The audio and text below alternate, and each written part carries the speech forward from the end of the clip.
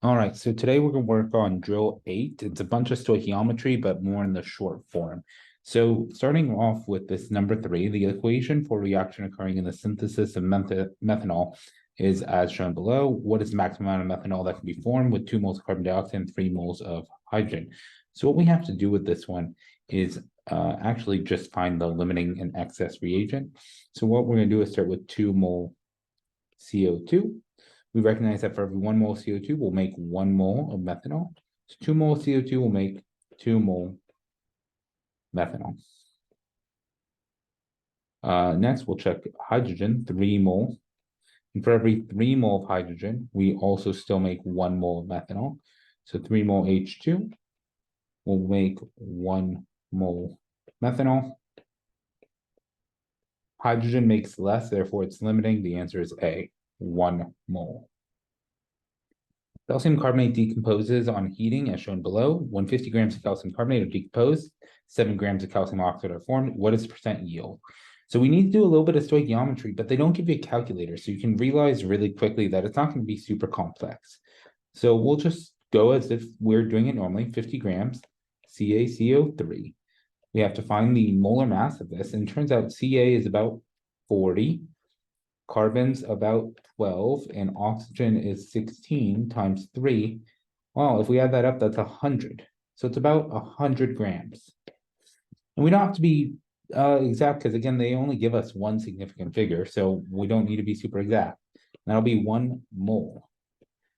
Then to convert from CaCO3, we notice it is a 1-to-1. So we also know that 1 mole CaCO3 is 1 mole to 1 mole.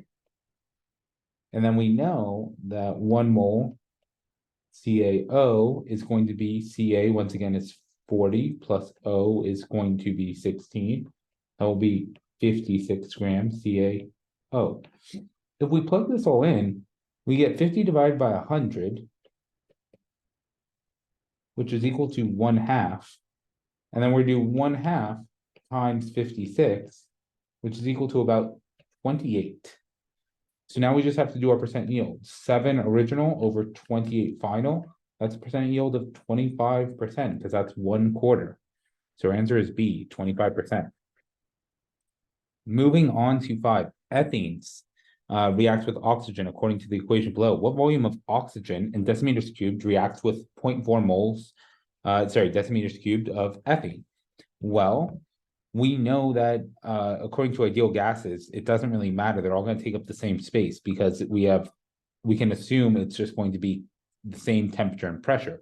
So these we can just use mole ratios. So 0.40 decimeters cubed. We can again use our mole ratio of 2C2H5 to 4O2. And just 0.4, oh, sorry, my mistake, to 5O2. And I'm actually using the 2 and the 5. I'm using the mole ratio. So 0.4 times 5 is going to be equal to 2 divided by 2, and that is going to be equal to 1. So it's going to be 1.0. And there it is. Hopefully this helps.